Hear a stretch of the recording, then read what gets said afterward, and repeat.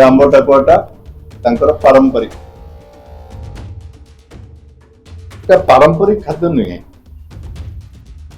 परंपरा सब जाति अच्छी सब धर्म अच्छी ईद पालन कर फल खाइबे आम घरे गुरुवार ओषा कर गाँ गाँव आम जाऊ कर खाऊ पारंपरिक खाद्य बाध्य रज हम पिठा गोटे कर खाइबे परंपरा अच्छी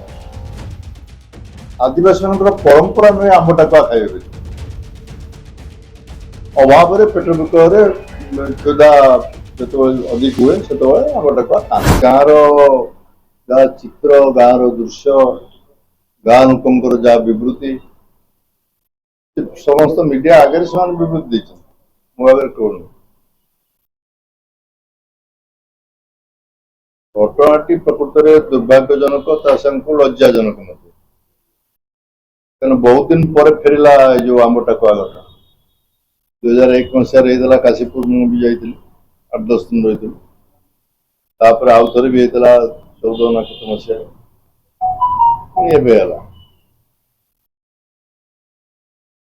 गाँव टी गोटे बड़ गाँ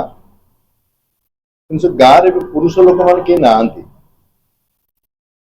प्राय हाराहारी ग्रामवासी कहवा कथा हूँ महिला मैंने अच्छा सब 300 लोक प्राय जाइए केरल गोवा विभिन्न राज्य को दादन खटिया जमीबाड़ी प्राय कार नहीं कहले चले जमीबाड़ी खूब कम जो घटना घटला जो 2 जन मरीगले रुनु माझी एवं रमिता माझी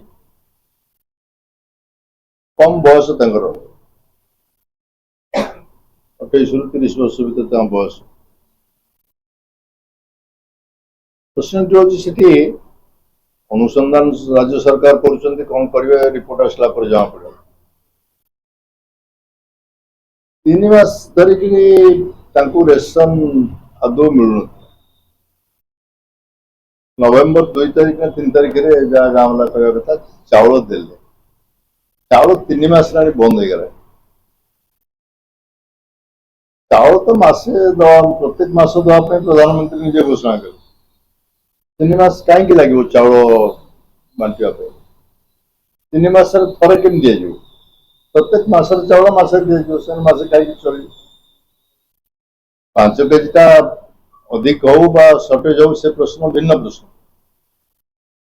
जी आवश्यकता प्रत्येक मसरे दि जावा दरकार सरकारी चाकरिया कौन कहूना आम मसे दबू 3 मास 4 मास थर दरमा दू कौन जुक्ति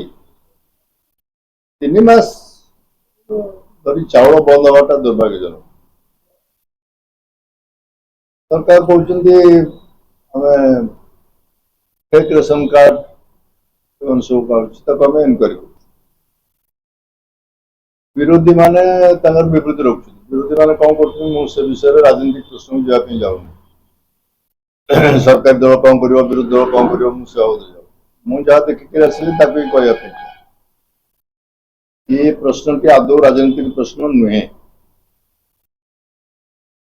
किंतु कुआगला किसी दायित्ववान व्यक्ति माने विवृत्ति देले